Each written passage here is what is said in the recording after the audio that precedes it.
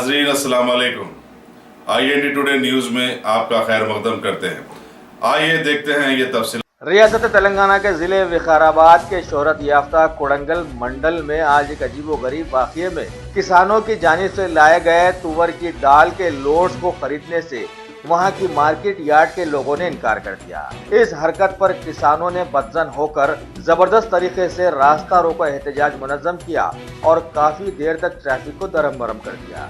इस खबर पर वहां के मुकामी सियासी कायदीन फौरन वहां पहुंचकर मसले को सुलझाने में जुड़ गए और मार्केट यार्ड इंतजामिया को तुवर की दाल के लोड्स खरीद लेने पर राजी कर दिया।